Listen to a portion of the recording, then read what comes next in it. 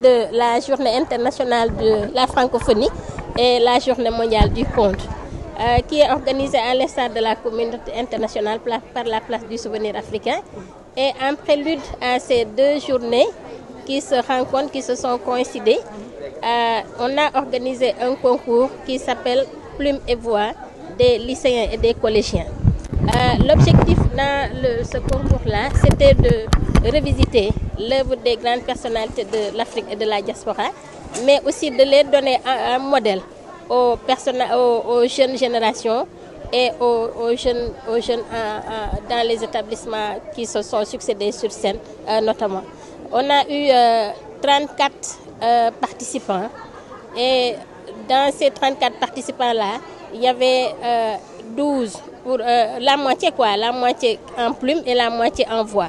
Et on a eu à primer l'ensemble des participants, mais on a quand même donné la part belle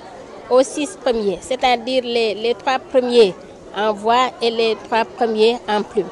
Donc ce concours-là est important pour nous et pour les établissements aussi, parce que ça permet de relever un peu le niveau d'écriture, mais aussi de promouvoir la récitation qui est aujourd'hui un cours qui est en voie de disparition dans les établissements.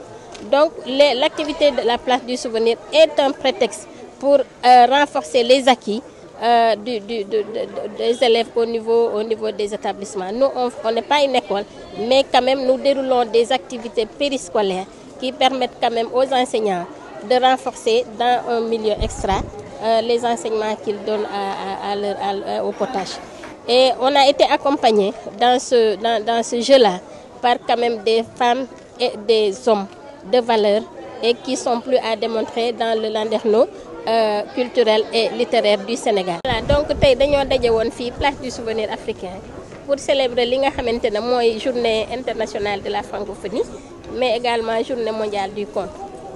Muy ñaari journée yoo xamante ne dafay am chaque le 20 mars. Place du souvenir nag célébrer ko te ànd ci ak juróom-ñeenti établissement ay lycée ak ay CM, mais aussi ànd ci ak suñuy partenaires de tous les jours muy la direction de la francophonie, l'ex-direction de la francophonie, waa DLL, ministre bi ñëw jëmmal ñu, mais aussi suñuy jury ñi nga xamante ne ñooy André Marie Diagne, Annie Colly ak Racine Senghor, ñu àndi ak ñoom organiser li nga xamante ne mooy concours Plume et Voix. Plume et Voix nag bu ngeen gisee ñu organiser ko c'est une manière pour ñun ñu célébrer journée yi nga xamante ne moom laa cité léegi, mais ñu rendraale hommage ay personnalités emblématiques yoo xamante ne dafay baax ñuy revisiter seeni œuvre li ñu def ñu revisiter ko, mais aussi permettre xale yi nga xamante ne ñoom ñoo leen xamul ñu xam leen ba mën leen a jël en repère, mën leen a jël comme repère du moins, mais mën leen a jël aussi comme des valeurs sûres.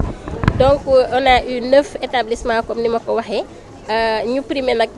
34 xale yi nga xamante ne ñoom ñoo ci participer, mais 6 yi nga xamante ne ñoom ñoo gën a fës mooy 3 ci plume bu nekk ak 3 ci voix bu nekk muy 6, ñu rendre leen hommage, décorer leen parce que produire nañu lu am solo. Place du souvenir nag daa nekk bërëb boo xamante ne c'est un site de mémoire, mais dans l'accomplissement de ces missions mënul ñàkk a liggéey ak xale yi parce que ñoom ñooy la relève de demain. Donc buñ nekkee la relève de demain nag il faut ñuy xalaat ay activités yoo xamante ne ñoom daañu ci gis seen bopp.